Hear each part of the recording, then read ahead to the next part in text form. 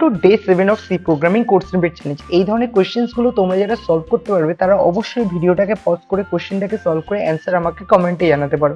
ততক্ষণে আমি কোশ্চেনটাকে কিভাবে সলভ করতে হয় সেটা দেখিনি।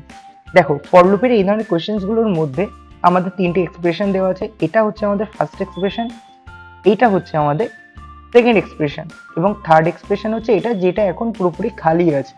ওকে, এইবার ফর লুপের আয়ের ভ্যালু ইনিশিয়ালাইজ করা আছে আমাদের পি দিয়ে। এবার প্রথম এক্সপ্রেশন কি দেওয়া আছে 1, কোনো অসুবিধা নেই।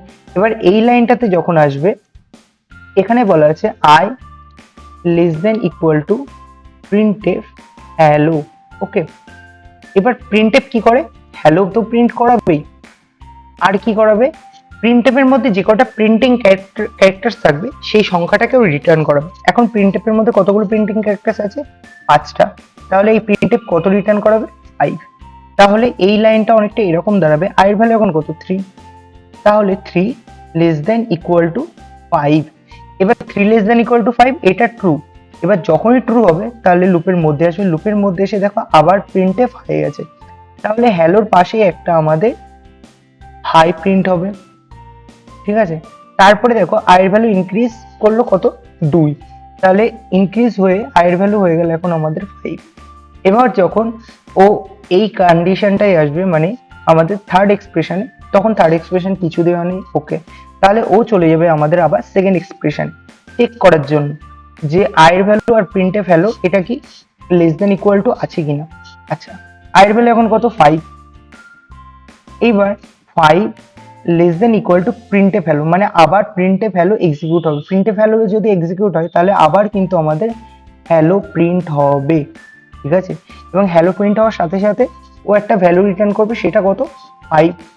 এবার তাহলে কত হচ্ছে? 5 লেস দেন ইকুয়াল টু, এটাও ট্রু হয়ে যাচ্ছে আমাদের। যেই ট্রু হচ্ছে সেই আবার প্রিন্টএফ হাই প্রিন্ট করাচ্ছে। তাহলে এই হ্যালোর পাশে আবার একটা হাই প্রিন্ট হলো, আয়ের ভ্যালু আবার ইনক্রিজ হয়ে গেল 2। তাহলে আয়ের ভ্যালু এখন কত হচ্ছে? আয়ের ভ্যালু এখন হয়ে যাচ্ছে আমাদের 7।